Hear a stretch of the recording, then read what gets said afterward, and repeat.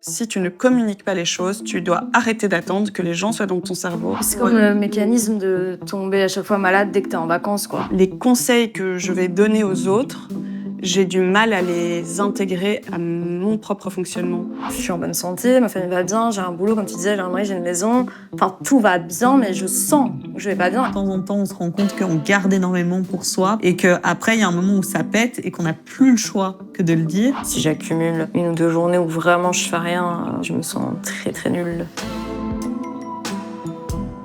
Nuance, un espace de réflexion au micro d'Éléonore Altenlo. La pause, partie 2, la discussion. Bonjour et bienvenue sur Nuance. Nuance, c'est quoi? C'est le podcast que je lance. C'est avant tout un espace de réflexion, d'échange et d'écoute dans lequel on va aborder des sujets de vie, que ça soit au niveau des émotions, de nos choix, la manière dont on se nourrit, dont on se repose, dont on se construit, dont on vit. J'aimerais qu'il serve à ouvrir la réflexion, élargir les perspectives et montrer qu'il n'y a pas seulement une manière de vivre, mais des chemins multiples, en douceur, sans jugement et surtout de manière nuancée. Si l'épisode vous a plu, surtout n'hésitez pas à partager, mettre 5 étoiles, liker, peu importe la plateforme. Je pense que c'est ce qui va beaucoup m'aider, étant donné que c'est un projet que je lance dans un premier temps entièrement seul. Dans le carnet sonore qui précède cet épisode, je parlais du fait de prendre des pauses et de se remettre au centre de sa vie. J'avais envie d'aller un step plus loin en parlant avec des personnes qui me sont proches. Donc aujourd'hui, c'est avec Ornella et Jazz que je suis. Donc je vais les laisser se présenter. Hello. Tu commences? Ok. Donc moi c'est Jazz, je suis comédienne voix off et je suis également thérapeute en énergétique, donc je coach et je fais des soins énergétiques. Voilà. Moi, c'est Ornelle. Je suis amie avec Elé depuis qu'on a 13 ans. Niveau pro, j'ai fait des études de droit et je travaillais dans les marchés publics jusqu'en mai dernier. Et là, je suis en reconversion professionnelle. Et juste petite introduction, donc moi c'est Éléonore, je suis l'hôte de ce podcast.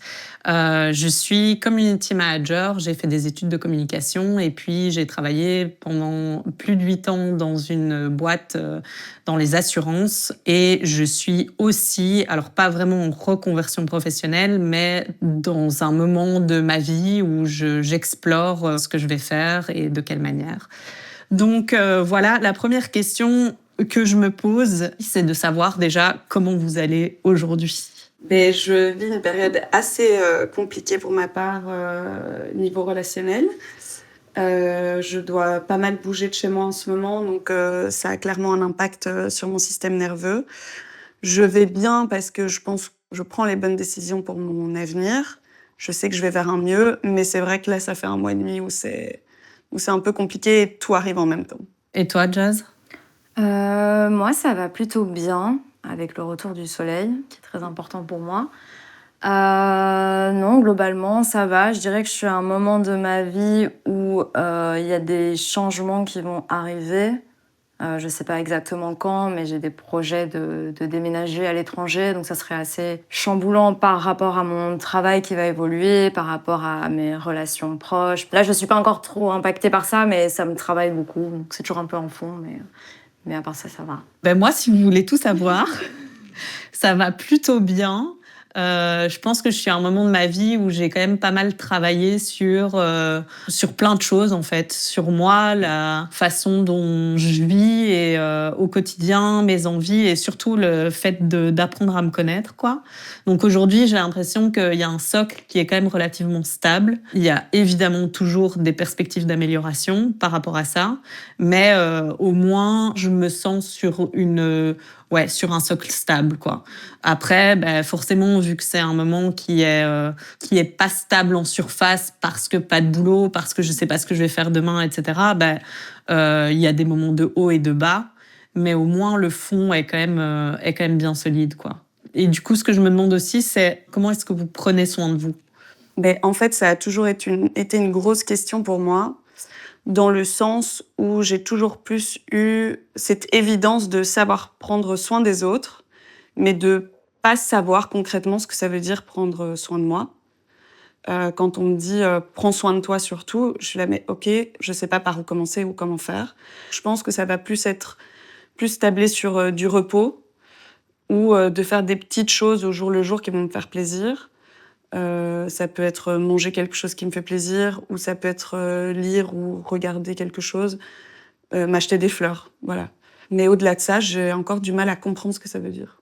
Et du coup, comment est-ce que tu prends soin des autres, si ça, tu l'as... C'est être présente. Si on me demande de l'aide, c'est être là. C'est anticiper aussi les besoins des autres. Ouais, vraiment prendre soin de l'autre, un peu dans la vie de tous les jours ou dans des moments de crise. Et en fait, il y a ce truc où ça prend un peu... Je vais souvent tout lâcher et ça prend le dessus sur mes propres besoins. Enfin, je pense qu'on a déjà eu des situations où on n'allait peut-être pas forcément bien toutes les deux. Et j'avais pas l'énergie pour moi, mais si tu me demandais d'être là, tout passe en second plan et je suis là, quoi. Ok, donc c'est plutôt un manque de prioritisation par rapport à De ton moi-même. bien-être. Ouais. Oui, oui. Parce qu'on pourrait se dire, en vrai, si tu arrives à prendre soin des autres, c'est-à-dire que tu pourrais te l'appliquer à toi-même. Oui, mais pour moi, les conseils que je vais donner aux autres, j'ai du mal à les intégrer à mon propre fonctionnement. Ok. Et toi, t'as la même chose ou pas? Ouais, c'est vrai que... Enfin, je rejoins juste la fin au niveau des conseils qu'on donne et qu'on s'applique pas. Moi, je le vois encore plus dans la thérapie, quand j'ai des patients et que je leur conseille des choses qui, je sais, vont leur faire du bien et qui, je sais, marchent, mais que moi, je n'applique pas du tout. Et je me fais la réflexion et je me dis, mais c'est fou, ou même c'est con, mais la méditation, tout ça, et je sais que c'est super et que j'arrive à le faire de temps en temps, mais j'arrive pas à avoir une routine dans ça. Et je sais que ça me ferait du bien, et bon, voilà. Et du coup, pour vous, c'est quoi prendre soin de soi? Enfin, par quel moyen est-ce qu'on peut le faire? Moi, je sais que, par exemple, prendre soin de moi, ça va passer par le fait de avoir la chance de pouvoir faire les choses à mon rythme. Donc, dans ma vie, par exemple, j'ai pas mal de temps par mon boulot, tout ça. Donc, le fait de pouvoir, par exemple, dormir le matin, pouvoir prendre mon temps à midi pour manger, parce que je me rends compte que je suis très lente. Globalement, dans plein de trucs, le matin, je sais pas, juste boire un thé et manger, ça me prend 2 heures, j'ai l'impression. Mais le fait de pouvoir quand même souvent avoir ce luxe-là, je trouve que c'est une manière de prendre soin de moi qui est pas négligeable, en tout cas pour moi. Donc là, ce serait plus être à l'écoute de ton corps et de tes besoins personnels qui sont Ouais. tous différents, enfin, en fonction de la personnalité de chacun, etc. Ouais, en tout cas, le fait de pas devoir me lever à 6 heures pour mon boulot, d'être dans une espèce d'une course comme ça, pour moi, c'est une manière de prendre soin de moi, d'aller à mon rythme, parce que beaucoup de gens n'ont pas le choix, en fait. Ils vont au rythme que le boulot leur impose, ou leur famille, ou leur vie. Après, il y a plein de gens qui pensent qu'ils n'ont pas le choix non plus parce que c'est le seul modèle qu'ils connaissent, quoi. Ouais. Moi, c'est ce que j'ai un peu appris. Évidemment, notre mode de fonctionnement est hyper lié à la société dans laquelle on vit, quoi. Et que je sais que moi, perso, ce qui me convient mieux, c'est aussi un mode de vie plus lent. Il y a des gens qui sont super speed et qui ont besoin de ça. Moi, c'est pas du tout mon cas, quoi. J'ai vécu des périodes où je me mettais beaucoup de stress et de la discipline intense, etc. Ce qui, je pense, n'était pas tout à fait une mauvaise chose, justement pour m'aider à me cadrer, etc. Aussi parce que j'ai un trouble de l'attention et que du coup, c'est aussi quelque chose de confortable pour moi d'avoir une routine qui est bien ancrée parce que, en fait, ça me cadre d'une certaine manière. Maintenant, l'intensité à laquelle je faisais toute cette routine et la pression que je me mettais, je sais que c'était pas forcément bon pour moi, quoi. Donc je crois que ce qui est hyper difficile, c'est aussi de trouver l'équilibre entre tout ça, de savoir ce qui est bon pour toi personnellement, de savoir comment l'appliquer aussi dans la société, comment assumer aussi auprès des autres que c'est comme ça que tu fonctionnes alors que c'est pas spécialement toujours bien vu. Enfin là, toi-même, même quand t'étais en train de dire je fonctionne de manière lente, t'étais en train de rigoler parce que d'office qu'on est tous un peu honteux de dire ça. Ouais, et puis c'est pas facile aussi de s'accepter ça à soi-même. Moi, le fait de beaucoup dormir et de pas avoir le même rythme que les autres, je peux vite considérer que je suis une merde, quoi. Ouais. Être en mode, putain, je me suis levée hyper tard, je me trouve trop nulle, quoi, du coup. Aujourd'hui, ça va, et je me lève pas non plus à 11h du mat. On se calme, je me lève à 9h. Ça dépend. Mais...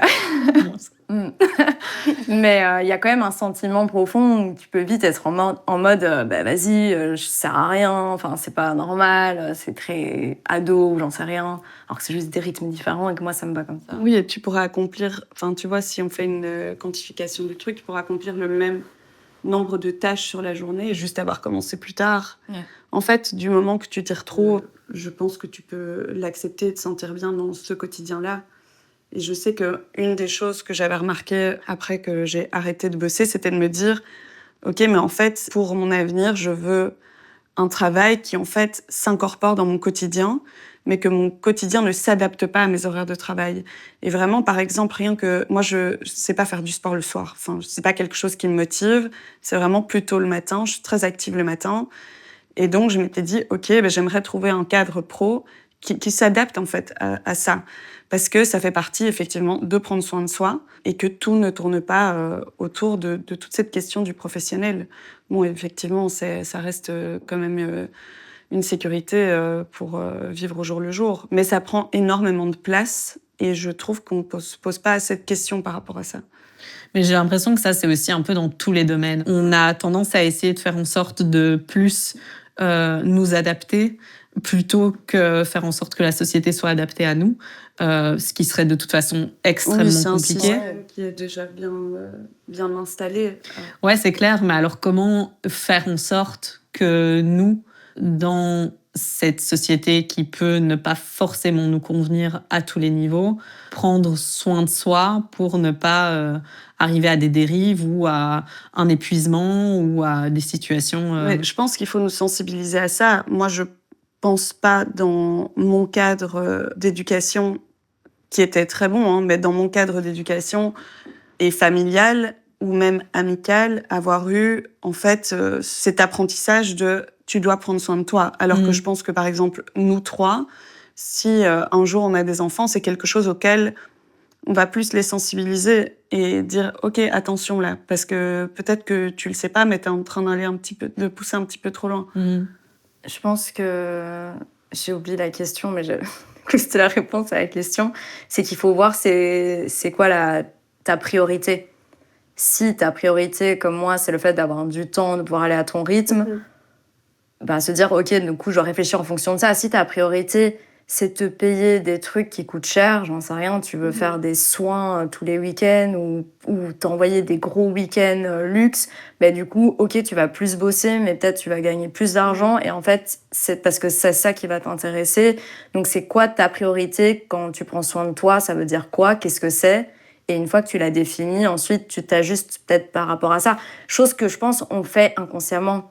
Moi, si inconsciemment, j'en suis arrivée à ce rythme-là, je me dis, c'est que...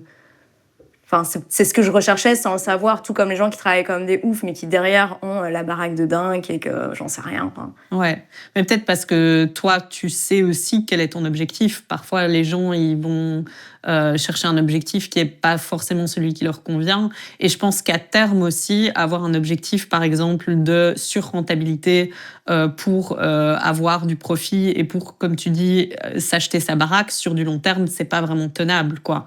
Je pense que là, le tout est de aussi trouver un équilibre parce que je pense que c'est tout à fait OK d'avoir des moments d'intensité extrême, mais pas sur du long terme, quoi. Et donc, il faut réussir à capter à quel moment le switch doit se faire et comment le faire. Et enfin, ça, c'est toute la question de tout ce qui est burn-out aussi. C'est que les gens ne captent pas ça, quoi.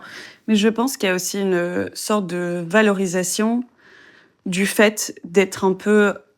Et c'est pas, on va pas utiliser le mot surmenage parce que celui-là a une connotation négative, mais le fait d'être partout tout le temps, de réussir à faire 150 000 trucs, d'être vraiment dans une dynamique où t'arrives à assumer 150 trucs en même temps, c'est quand même valorisé comme « Waouh, elle est forte, waouh, elle gère de ouf ». Et t'es là, oui, mais en fait, à quel prix ? Et je pense qu'il y a aussi un problème de valoriser ça plutôt que de valoriser du temps pour soi.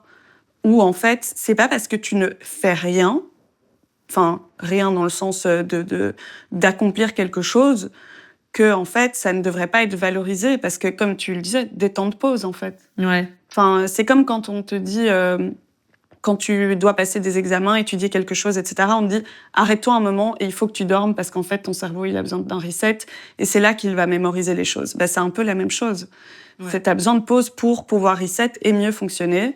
Sauf que c'est pas ce qui est forcément le plus valorisé. On va plus être impressionné par quelqu'un qui fait plein de choses plutôt que quelqu'un qui se dit « tu sais quoi, moi j'organise ma journée en fonction de ça et en fait si j'ai besoin de commencer plus lentement, etc., je commence plus lentement ».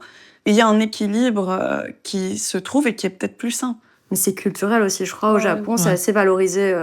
Genre le fait de faire une sieste, où les gens qui dorment au bureau, on les réveille pas en mode... Oui, alors que chez nous, il y aurait une forme de honte. Ouais. Non, mais chez nous, c'est inconcevable. Tu dors pas au bureau. Je me souviens qu'il y avait je sais plus, on avait échangé une fois à ce sujet. C'était par rapport comment étaient nos parents par rapport au fait de dormir le matin. Tu vois, on se demandait s'ils étaient plutôt à nous faire la morale et nous engueuler, genre... et puis, quand t'arrives super tard à table, te dire « ça va, espèce de marmotte, on a bien dormi » ou ce genre de truc, quoi. Alors que t'as des parents, je crois que c'est les parents de Juliette, qui trouvaient ça tout à fait OK de bien dormir jusque tard, etc. Ouais. Toi, ta mère... Ah oui, elle nous a jamais réveillés. Alors qu'il y a des parents où je sais que si j'allais dormir chez des copines, les parents, je sais pas, à 7-8 heures, venaient nous réveiller. Il faut se lever. Enfin, c'est pas normal de dormir encore et tout. Ma sœur, elle m'en a encore parlé récemment d'un souvenir de ma maman qui, pendant que j'étais aux études, elle venait me réveiller tous les matins à 7 heures. Alors, je suis quand même quelqu'un du matin, hein, mais en mode rentrer dans ma chambre, dire « Oh, on est là, maintenant, il faut se réveiller ».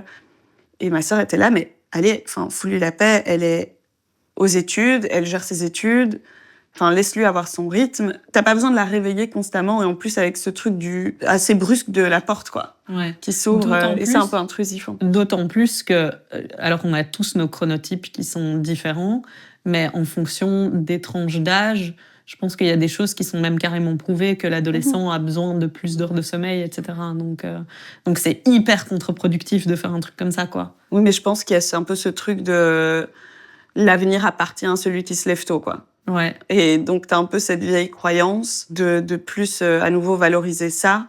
Et donc, je veux que mon enfant, il soit actif dans la société, etc. Et que tout se passe bien, ça passe par se lever tôt, quoi. Ce qui a sûrement été, eux l'ont sûrement appris de leurs parents, qui l'ont appris de leurs parents. Fait, hein. Mais oui, ça. Et moi, perso, je me rends compte que pour moi, parce qu'on dit oui, les gens, mais même moi, je m'auto-juge quand j'ai rien foutu de ma journée, ou quand les gens me disent qu'est-ce que t'as fait aujourd'hui, qu'est-ce que t'as fait ce week-end, et je suis là, en fait, j'ai rien fait.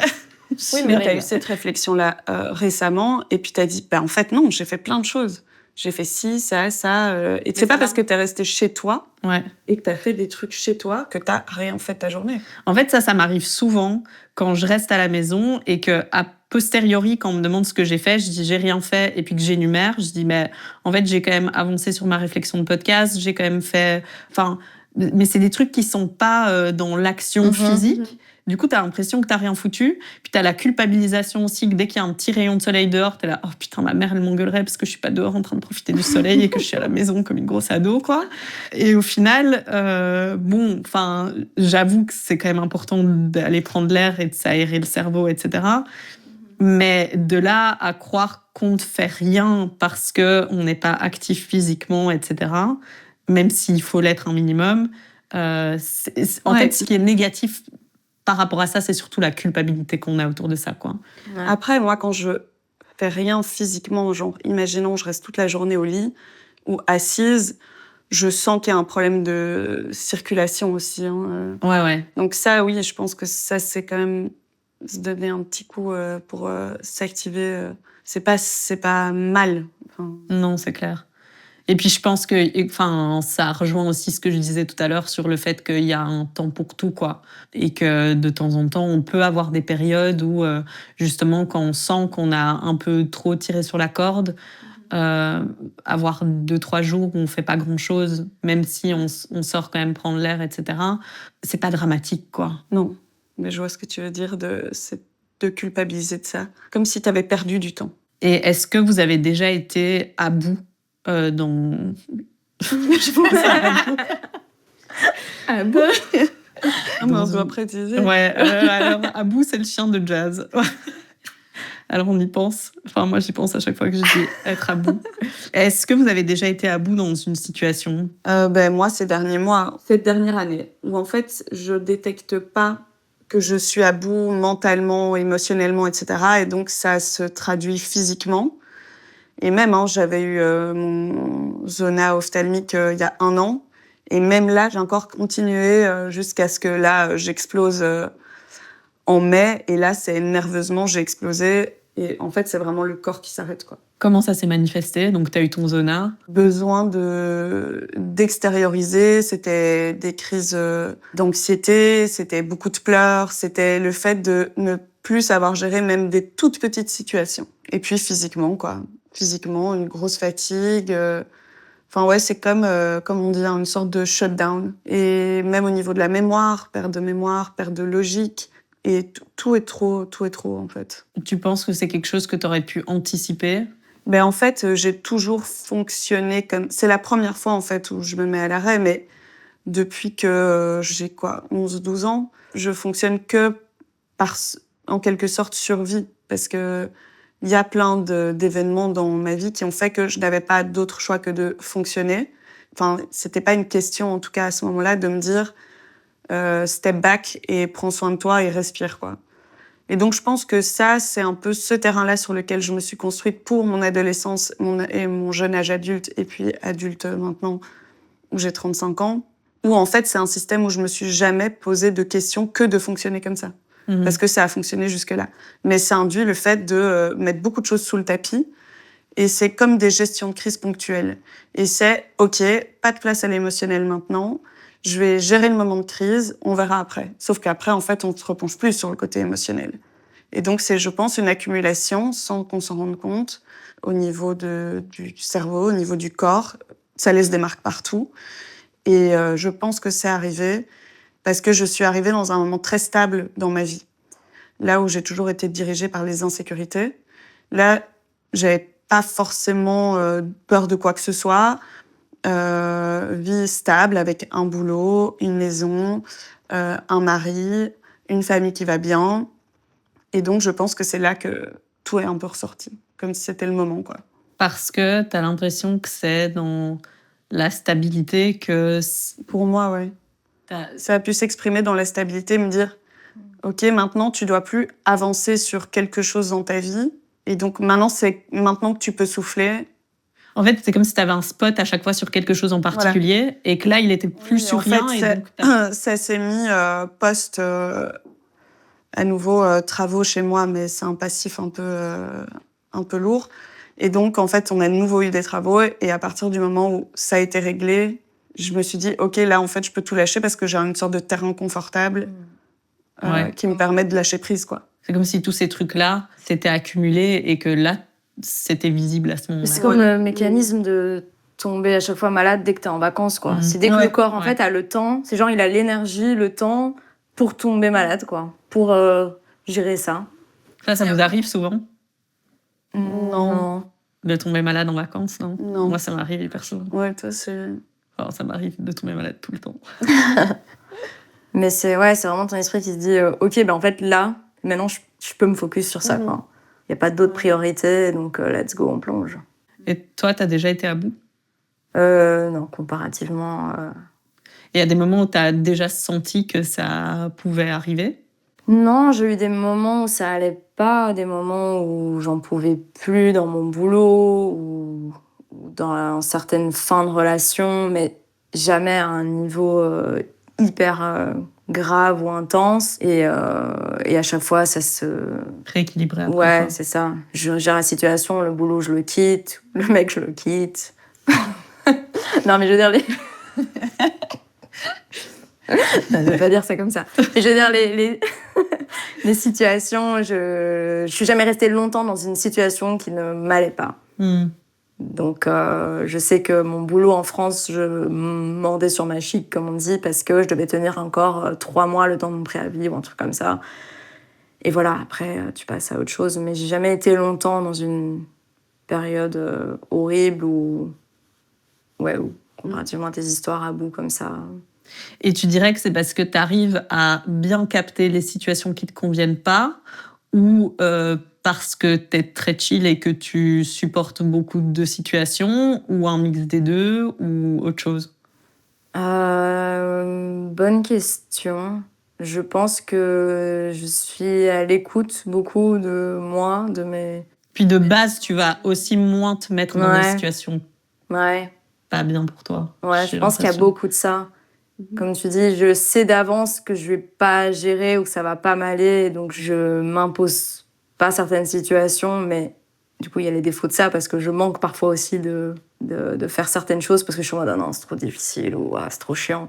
Donc je Le me challenge, crée, tu je me te crée un challenges pas peu trop. toujours un cocon confortable un peu partout. Ouais, voilà, je me challenge pas assez dans certaines situations, mais je pense que ouais, naturellement, je dois éviter. Et après, j'ai une manière de prendre les choses qui, ouais, sûrement est un peu. Je prends un peu du recul comme ça sur tout. Et est-ce que toi, dans ton métier de thérapeute, il y a des gens qui viennent te voir et qui sont, eux, à bout et qui sont dans des situations qui sont assez délicates et comment tu les... Enfin, après, toi, ça passe par le soin énergétique. Enfin, déjà, est-ce que tu peux nous expliquer ce que c'est le soin énergétique? Comment est-ce que t'es formée? Qu'est-ce que tu fais exactement? Alors moi, je suis formée à plein de pratiques différentes, toujours autour de l'énergétique. Donc il y a des soins plus connus comme le Reiki. Ensuite, il y a pas mal de protocoles qui s'apparentent à de l'EFT, donc du tapping. On va traiter des situations émotionnelles assez intenses. Grâce à ces techniques-là, il y a des protocoles qui sont un peu comme de la kinésiologie. Il y a des protocoles, ça va être plus des mouvements avec des respirations. On va aller relancer l'énergie dans certaines parties du corps. Là, c'est pour traiter tout ce qui est plus douleur dans le corps. Donc, il y a plein de petites techniques que j'utilise. Donc, je reçois les personnes dans mon cabinet. On prend toujours un temps pour discuter, cibler le problème quand parfois c'est pas clair, ou en tout cas quand il y en a plusieurs, décider ensemble sur quoi nous on va travailler lors de cette séance ou sur plusieurs séances. Et ensuite, une fois qu'on a ciblé aujourd'hui sur quoi on veut travailler, moi je propose une technique qui me semble adaptée et je propose toujours, voir si la personne est OK qu'on fasse ça. Est-ce que tu dirais, et de manière plus large, est-ce que vous diriez aussi que les méthodes alternatives sont adaptées à tout le monde?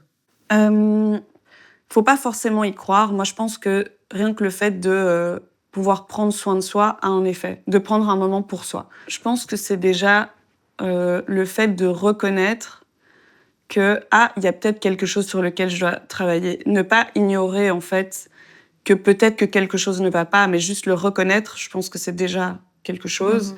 Et en fait, d'avoir une sorte d'élan d'action par rapport à ça pour aller mieux, tout ça est déjà bénéfique. Et en fait, je pense que les méthodes alternatives, dans cette logique-là, peuvent pas être mauvaises, à part si tu tombes sur quelqu'un qui touche rien, fait n'importe quoi.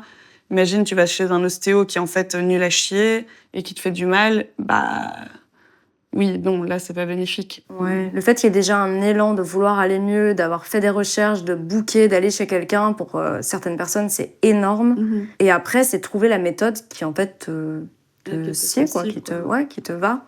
Et c'est pour ça que les méthodes alternatives, oui, pour moi, ça convient à tout le monde, mais déjà, ça veut tout et rien dire parce que l'ostéopathie, c'est une technique alternative. Et donc, c'est de trouver, toi, quelle est ta technique qui va te faire du bien. Est-ce que ça va être aller faire une séance de kiné, aller faire un soin Reiki, aller te faire juste masser, aller juste parler à quelqu'un avec un psy. Comme tu disais, moi, je le vois dans mon cabinet, c'est que rien que le fait de parler, c'est presque le plus important, en fait. Après, le soin, il est super aussi. Mais le moment qu'on prend où la personne se sent écoutée entièrement dans une écoute active et qu'on la remette pas en doute et qu'on soit juste là pour elle, c'est un moment qu'on crée pour elle, c'est énorme. Ouais, ok. Et du coup, en fait, je vais faire ma liste de questions. L'idée, ça va être de répondre le plus rapidement possible. Enfin, on doit toutes répondre oui ou non, et s'il y a des désaccords, on peut développer. Ah, c'est la question fermée ? Ouais. Ah, ok. Ok. Trouver les bons mots. Est-ce que prendre un bain, c'est prendre soin de soi? Oui. Pas pour tout le monde. C'est vrai, pas pour tout le monde. Pourquoi? Mais ma sœur, du coup, quand elle était petite, ça la faisait chier de prendre des bains. C'était pas prendre soin de soi quand t'es enfant, qu'on dit allez, va te laver, et que t'as pas. Nous, ouais. Alors, il faut savoir que Jazz et moi, on a vécu ensemble parce que nos parents étaient en couple et que c'est comme ça qu'on s'est rencontrés. Donc, on a été demi-sœurs. Et le fait de se laver, pour nous, c'était insupportable, quoi. C'était une corvée et ça nous faisait chier, quoi. On mettait tout en place pour faire genre qu'on s'était lavé. Ta mère, elle venait après, elle vérifiait, genre elle venait nous sentir aussi. Mettez un peu de savon là. Et nous, on avait repéré les spots où elle nous sentait. Ouais. Mais elle est au courant de ça? Oui, Ouais. parce qu'elle nous a pris sur le vif. Et du coup, on se lavait juste ces petites parties et puis on mettait un peu de la des flotte, gouttes on mettait des d'eau, gouttes ouais. et tout. Mais en fait, pour finir, on en a fait un moment où on prenait soin de nous parce que par le rire, quoi. Et Ouais. Jazz et moi, c'est ce qui nous connecte à fond, c'est le rire. Et à ce moment-là, c'était le moment la limite le plus fun de la journée, de faire semblant de se laver, tu drôle. vois. Attends, on va mettre des traces de pieds mouillés. Ouais, on fait ça. Et puis, du coup, elle nous a surprises. Mais oui, elle regardait, et d'un coup, elle est rentrée, et nous, on était là en mode en plein sur la scène de crime. Est-ce que tu dors suffisamment? Oui. Oui. Sauf pas en ce moment, mais sinon, oui. Ouais, donc toi, ça dépend des périodes, le sommeil. Oui, ça peut être beaucoup de pensées parasites qui font que l'endormissement est difficile. Mais par contre, je pense que je dors assez dans le sens où je dors 8 heures par nuit environ. Après, moi, je te rejoins. Enfin, j'ai un peu la même manière de fonctionner que toi par rapport au sommeil. C'est-à-dire que déjà, le soir, j'ai du mal à m'endormir. Et ça va super fort dépendre des périodes de stress. Il n'y a pas très longtemps, j'étais quand même dans une période de stress hyper intense. Et mon sommeil était horrible. J'arrivais pas à m'endormir le soir. Et je me réveillais très tôt le matin. Et à partir du moment où mon cerveau est en route, il s'arrête plus jamais. Après, moi, même quand je sors jusque je sais pas quelle heure, Oui, toi, je comprends pas. j'ai cette horloge biologique qui, quoi qu'il en soit, même si je rentre à 5 heures du matin, je vais me réveiller à 8 heures et je vais être là. Vas-y, dors. Enfin, c'est pas mais ça, normal. c'est trop chiant. Toi, tu dors plutôt bien, non? Ouais, je dors bien, mais je me fais quelques insomnies par an. Ou quand même, je dors pas de la nuit. Mais globalement, je dors bien. Mais moi, j'ai l'autre problème, c'est que moi, je peux vite dormir trop. Et Ce qui n'est pas bon non plus. Non, ce qui n'est pas bon non plus, parce que quand je force le matin, parce que j'ai une capacité énorme à me rendormir, après, je suis super mal. Je suis en suquée, j'arrive pas à démarrer ma journée. Je suis dans une espèce de C'est une sorte de truc brouillard. comme ça, ouais, coutonneux, je m'en sors pas. Et là, je sais que j'ai trop dormi. Et ça peut m'arriver de refaire une sieste l'après-midi, surtout s'il fait froid, qu'il fait moche, que j'ai pas d'impératif de taf ou quoi. Je vais avoir envie de me faire une sieste dans le canapé, alors que j'ai peut-être dormi déjà 8-9 heures la nuit, et ça va pas me faire du bien. C'est juste un truc de... Et t'avais un autre rythme, du coup, quand t'étais dans le sud de la France? Ouais, j'avais un autre rythme, Une autre parce énergie, que quoi. j'avais un boulot qui m'obligeait aussi à être debout, je crois, à t'avais un 7h30, quotidien 8h. Mais par contre, je remarque quand même, dans les pays chauds, donc en Asie, ou je crois que c'est aussi le cas quand je vais un peu en Espagne, dans les îles Baléares et tout, j'ai une tendance à me lever tôt, mais parce qu'il y a un peu ce mood de vouloir profiter de ces vacances, mais il y a aussi un truc plus facile pour moi, parce que ça me donne plus envie de me lever, de commencer ma journée, comme tu dis, quand je suis dans un endroit où il fait chaud, où je me sens bien, où il y a un extérieur, de la nature, enfin... En tout cas, en vacances, je traîne pas au lit. J'ai envie d'être vite dehors, quoi. Là où, bon, chez moi... Du coup, je vais m'éloigner 2 secondes des questions parce que j'ai envie de rebondir là-dessus. Est-ce que vous pensez que l'environnement joue dans sa manière de prendre soin de soi? Oui. Ouais. Que ce soit l'environnement, la culture, etc. Ouais. Et là, je vais doublement rebondir là-dessus parce que moi, perso, je trouve que c'est hyper fort lié dans le sens où récemment, j'ai du coup fait une cure ayurvédique dans le Kerala, en Inde, dans un hôpital, et que c'était à la suite justement d'un moment où j'avais été c'était une période super intense et super stressante, et je savais que j'avais absolument besoin de prendre soin de moi. Et donc, je suis partie avec une de mes meilleures amies dans cet hôpital où tu es suivie, où on prend soin de toi. Et pour la première fois, vraiment, j'ai réalisé à quel point mon environnement était important. Là, je l'ai ressenti vraiment physiquement, mentalement. Je me suis sentie tous les jours à me réveiller de manière sereine. C'est un hôpital pas du tout comme les hôpitaux qu'il y a ici. Tout ce qui t'entoure, c'est du bois, ce sont des matières chaudes, c'est confortable visuellement. Et t'es entouré par la nature donc, et un climat plutôt favorable, donc rien que ça, c'est énorme, quoi. T'as un mode de vie qui est extrêmement lent. Tu dois vraiment rester à rien faire. Alors, le but, c'est pas de faire ça éternellement parce que t'as besoin aussi d'un peu bouger dans ta vie et tout. Mais en tout cas, en cure, C'est un reset, quoi. c'est un reset total. Moi, ça a été un reset pour mon cerveau. Je me suis entendue penser, là où d'habitude, tu as tellement de stimuli autour de toi que tu n'as même pas cette possibilité, quoi. Surtout quand tu as une hyperactivité cognitive. Je sais qu'il y a des gens qui pèteraient un plomb dans ce genre de situation. D'ailleurs, ma meilleure amie qui est avec moi, elle regardait le temps passer. Elle était là, putain, c'est chiant, je me fais chier comme un rat mort. Mais je pense que c'est bénéfique aussi pour les gens qui... Oui, parce que son feedback, c'est que ça lui a quand même fait. Oui, elle, perso, elle l'a dit après coup, même au bout du 8e jour, elle était là, mais en fait, je crois que ça a manqué, c'est pas si mal, etc. Et ça lui a permis de se rendre compte de certaines choses. Et même si c'est certaines choses contraires à mon expérience, tu vois, mon expérience qui est, effectivement, je pense que j'ai besoin de prendre soin de moi en m'octroyant des moments de pause et surtout en étant ancrée au moment présent.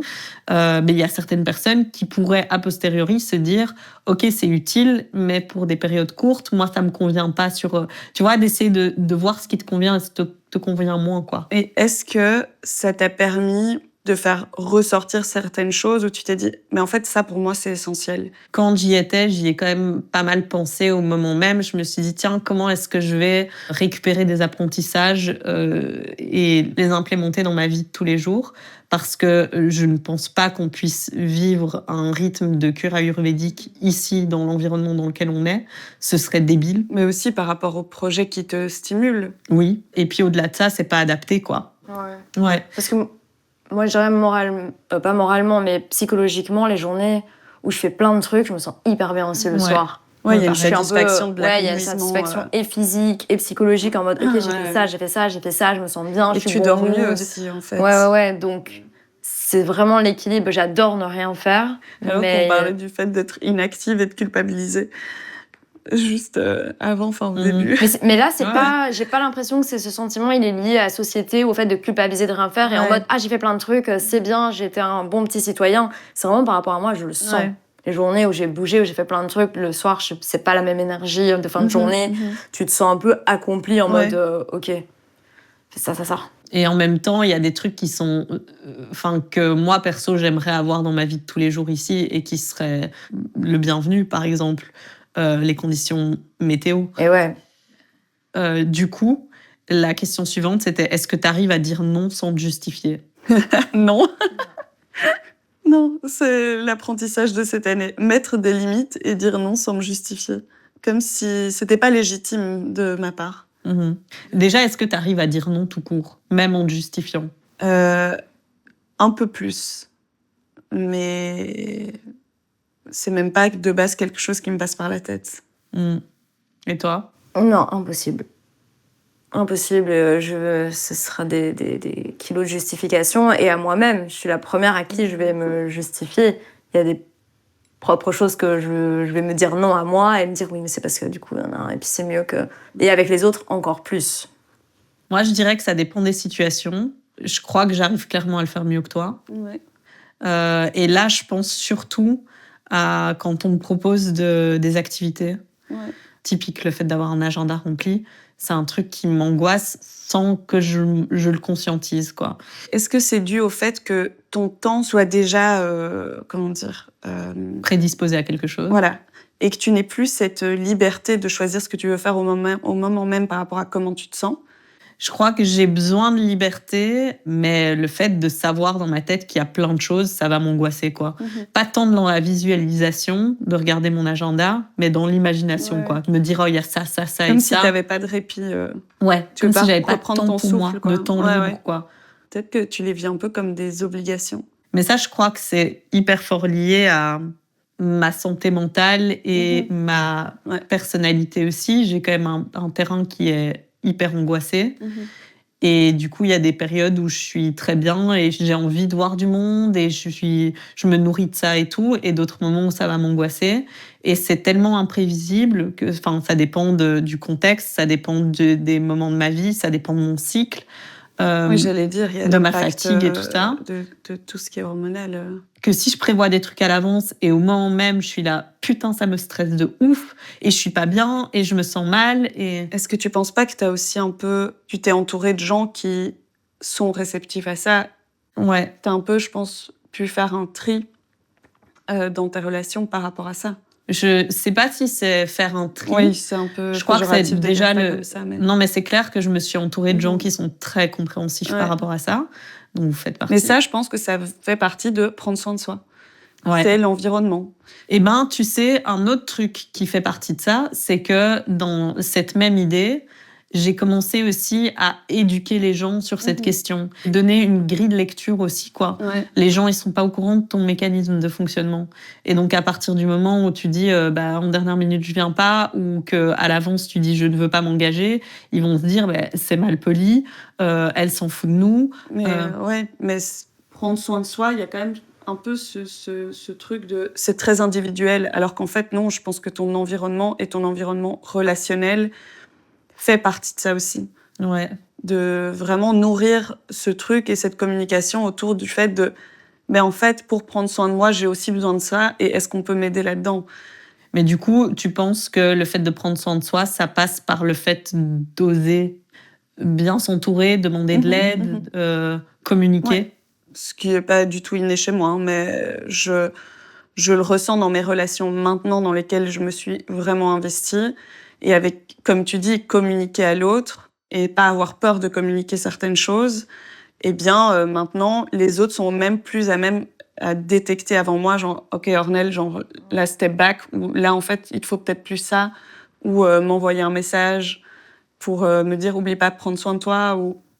Et il y a des moments où tu t'es sentie un peu délaissée par ton entourage? Je pense que j'ai pu le ressentir, mais pas à cause des personnes.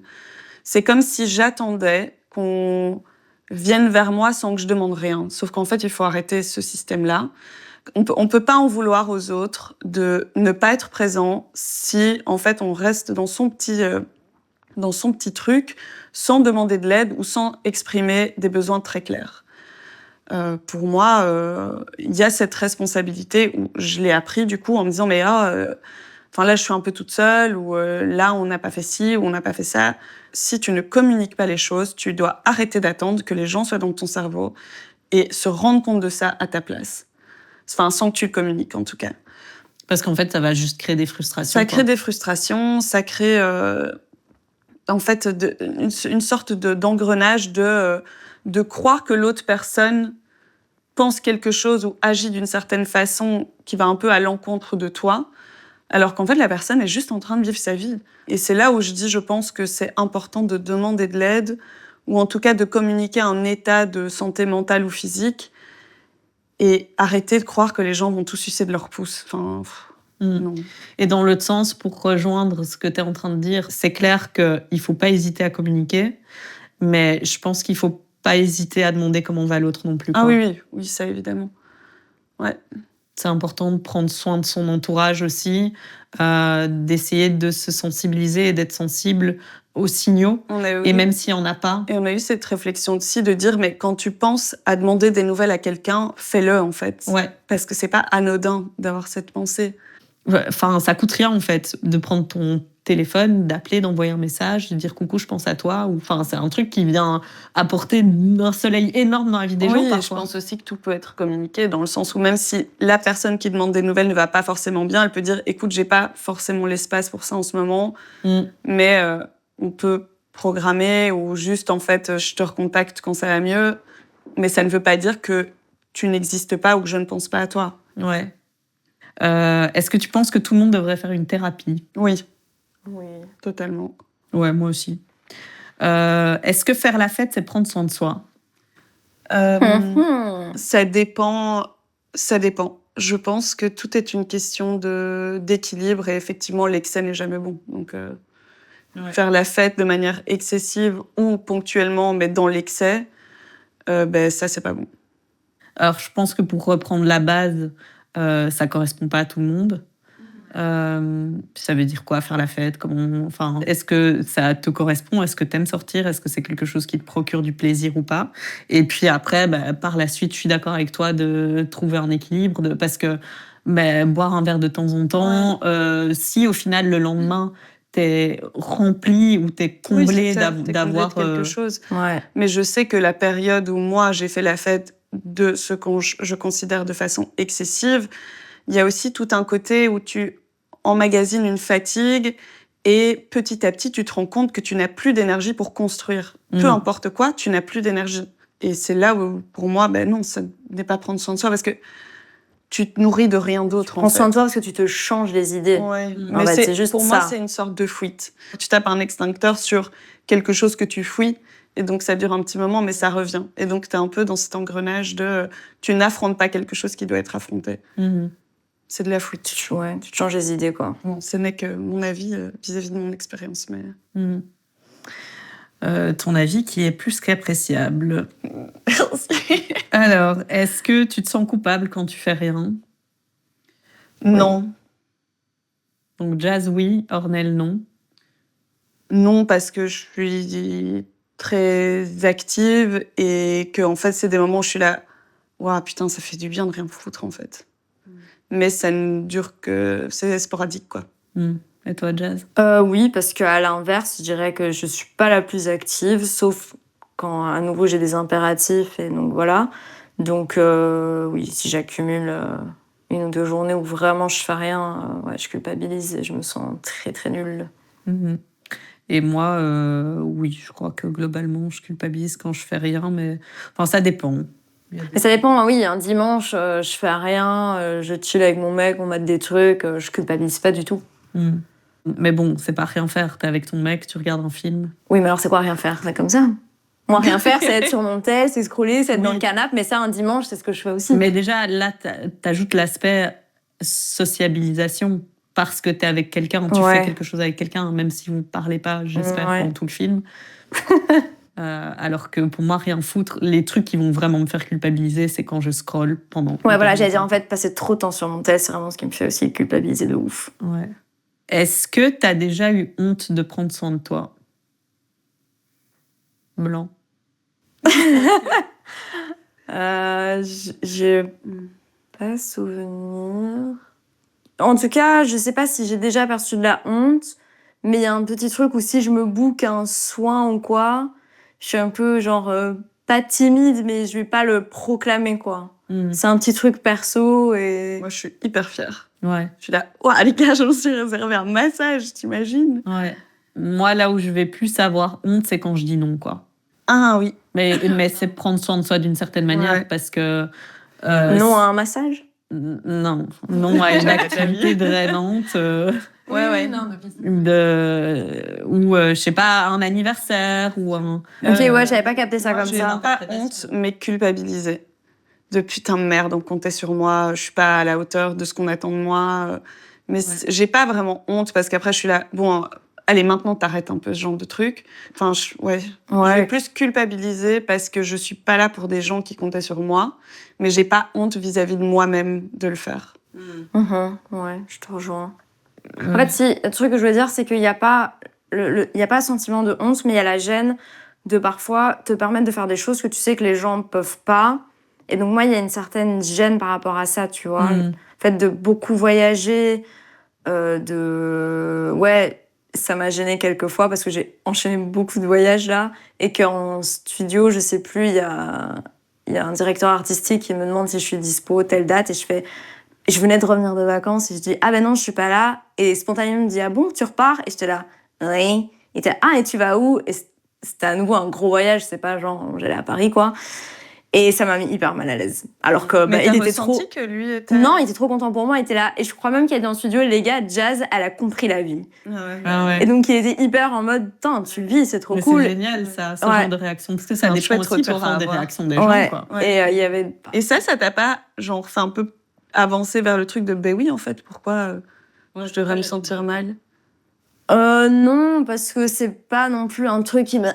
Tu vois, c'est juste que sur le moment, ça met une petite gêne parce que ça fait vraiment la meuf qui part plus qu'elle ne travaille, Mais après, je rentre chez moi et je suis hyper contente de partir. Donc, Ouais. c'est pas genre je me culpabilise à la maison, genre, ah non, le voyage au Sri Lanka, non. Donc, Est-ce que tu trouves que le burn-out, ça peut arriver à tout le monde? Est-ce que tu penses que le burn-out, ça arrive à tout le monde? oui, je pense que ça peut arriver à tout le monde. Oui, et après, je pense on n'a pas tous les mêmes outils, enfin, dans le sens où ça peut arriver à tout le monde, mais tout le monde ne va pas y arriver parce que Oui, il faut un contexte, il faut un environnement à ça. des gens mettent peut-être plus vite des choses en place pour ne pas arriver là. Ouais. Moi, je sais pas, c'est une bonne question. Enfin, c'est ma question. Sinon, si je me faisais une auto-interview. Pour moi, tu n'es pas avec la propension à avoir en tout cas, avoir une sensibilité à ça ou pas. C'est tout ton environnement, enfin, tu vois. Ouais, Moi, je le prends plus comme ça. Oui, mais je pense que ça peut arriver à tout le monde dans le sens où ça peut arriver à n'importe qui, quoi. Il n'y a pas de profil prédestiné à être en burn-out.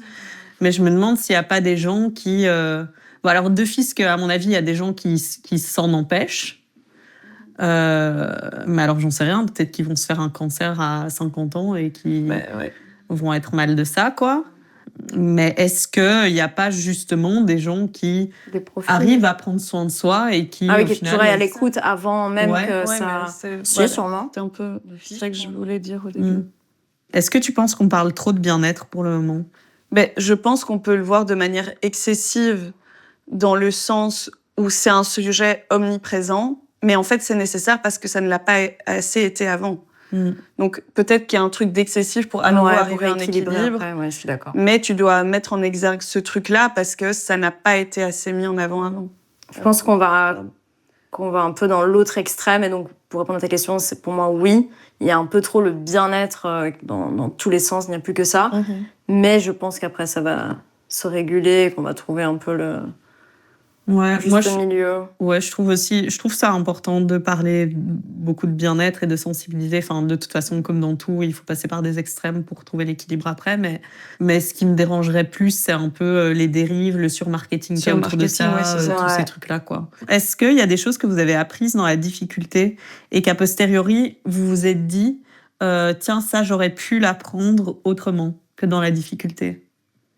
J'aurais aimé apprendre à mettre mes limites sans que ça passe par la difficulté, mais que ça soit plus quelque chose qui passe par l'éducation. Ouais, alors il y a une différence entre j'aurais aimé et j'aurais pu. La question, c'est est-ce qu'on a d'office besoin de passer par la difficulté pour apprendre, quoi? En fait, ça a souvent été mon cas.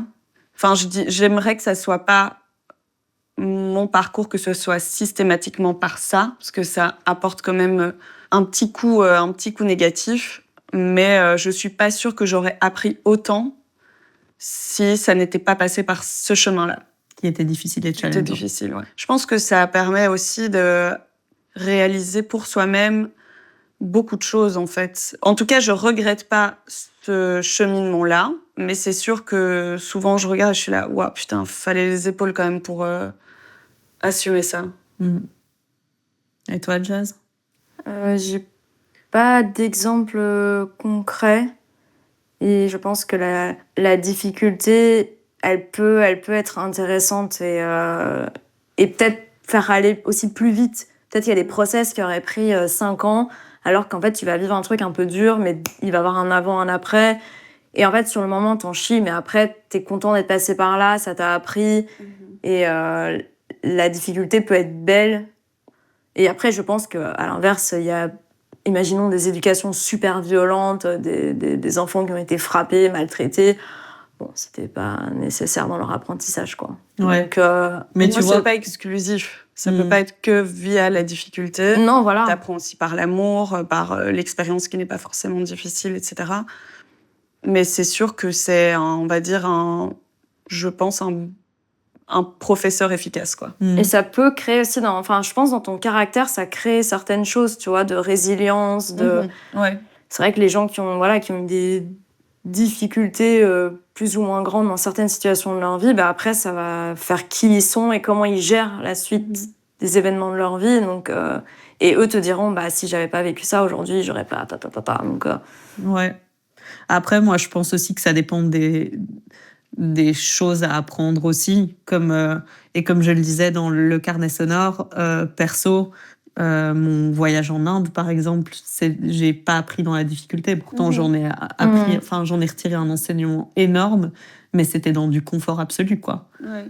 Mais bon, cela dit, cette cure en Inde, je l'ai faite suite à quelque chose qui était de la difficulté. Ouais. Donc en fait, j'en viens à mon point de départ que je n'en suis pas sûre. Voilà. Et donc, dernière question qui est là. Enfin, déjà, est-ce que vous avez quelque chose d'autre à ajouter ? Oui, moi, je voulais ajouter qu'on n'a pas trop parlé du fait que prendre soin de soi, ça peut être un luxe aussi lié à une classe sociale. Enfin, c'est bien de le rappeler aussi qu'on parle de prendre un bain, de prendre soin de soi, de se faire un massage, de partir en vacances, mais pour certaines personnes, manger, ça va être prendre soin de soi. Et ouais, voilà, je voulais ramener ce point qu'il faut pas oublier qu'on a cette chance même de pouvoir se poser cette question, en fait. Ouais. Ouais, c'est clair. C'est bien de le rappeler. Et je pense qu'il y a aussi des endroits où, en fonction justement de la culture et tout ça, c'est une question qu'on se pose pas non plus parce qu'on n'a peut-être pas tant besoin de rééquilibrer les choses parce que c'est pas qu'elles sont plus faciles de base, mais c'est qu'il y a moins de distractions et de toujours envie de plus. Et de plus tout le temps, que ce soit de plus naturellement Oui, où t'es heureux avec moins et ton état de satisfaction est beaucoup plus vite atteignable. Et si vous deviez donner un seul conseil à quelqu'un qui est en train de s'oublier ou qui ne va pas bien ou qui a besoin de prendre soin de soi d'une certaine manière, qu'est-ce que vous diriez ? C'est de commencer petit, de faire des petites choses au début. Ou par exemple, je sais qu'on peut parfois avoir des difficultés à prendre des rendez-vous. Mais en fait, peut-être déléguer cette tâche-là. Dire tu veux pas prendre rendez-vous pour moi j'y arrive pas, c'est un truc qui me bloque, quoi. Ouais. Moi, je vais juste rebondir par rapport à ça parce que c'est le conseil que je donnerais, c'est de communiquer. Ouais. Et du coup, pour déléguer, il faut déjà communiquer. Et pas avoir honte de communiquer. De temps en temps, on se rend compte qu'on garde énormément pour soi parce qu'on a honte, parce qu'on n'est pas habitué, parce qu'on n'a pas été éduqué comme ça. Et qu'après, il y a un moment où ça pète et qu'on n'a plus le choix que de le dire. Et là, on se dit, ah, mais en fait, les gens, ils le prennent comme ça, ou c'était si simple, ou c'était... En fait, j'aurais dû le faire bien plus tôt. Je pense que c'est souvent ce qui ressort. J'aurais dû le faire bien plus tôt. Pas avoir peur de reconnaître qu'on va pas bien, même s'il n'y a pas une raison. Parce qu'il y a souvent ce truc où si on n'a pas une vraie raison d'aller mal, on est un peu en mode, oui, mais je suis en bonne santé, ma famille va bien, j'ai un boulot, comme tu disais, j'ai un mari, j'ai une maison. Enfin, tout va bien, mais je sens que je vais pas bien. Et ça, c'est hyper légitime. Et pas avoir honte ou peur de ça. Pas avoir peur de dire, en ce moment, je sais pas, je suis pas au top, ou je me sens pas bien, est-ce que c'est mon cycle, mes hormones, mes trucs, mais pas avoir peur de communiquer avec ses proches là-dessus. Et rester attentif à ça, parce que c'est jamais anodin, je pense, si on se sent pas bien. Et je trouve que quand on fait la démarche de communiquer, même intérieurement, le niveau de mal-être qui est présent baisse déjà, en fait. Baisse ou level up. Genre, tout va bien et tu dis, mais ça va, et l'autre, il va dire, et là, il fond en larmes. Comme s'il y a un truc qui se déclenche, et en fait, la personne prend conscience qu'elle va pas bien du tout, en fait, et que justement, elle temporisait de ouf. Alors, moi, je le vois en consultation, parfois, les gens, pendant 10 minutes, vont dire, non, mais ça va, et en fait, tu poses la question, et en fait, ça va pas du tout, mais il y a pas une grosse raison, ou parfois, il y en a une grosse, mais ils la minimisent. Je pense pas qu'ils sentent un soulagement une fois que tout ça s'est sorti. Ah oui, non, d'office. Ouais. C'est plus dans le sens soulagement. Oui, ok, dans ce sens-là. Et dernière question, qui est la question signature du podcast. Que signifie la nuance pour toi ? Le fait de ne pas rester figé dans sa réflexion, mais d'être ouvert à d'autres choses, ouvert à changer de prisme et Pour moi, il n'y a pas de vérité, rien n'est ni tout noir ni tout blanc. Il y a que des perceptions et des ressentis différents et tous légitimes. Et donc, qu'il n'y a pas une seule vérité pour une chose. Ok. Merci beaucoup d'avoir été mes premières invitées. Donc, je vous demande juste de suivre le podcast Nuance sur tous les réseaux et de suivre les prochains épisodes qui arriveront très bientôt. Le prochain, ce sera une analyse de ce même sujet avec une professionnelle, donc une psychologue. Et voilà, partagez un maximum, likez, mettez des étoiles, faites tout ce que vous avez à faire. Merci. Ow, ow, ow, ow.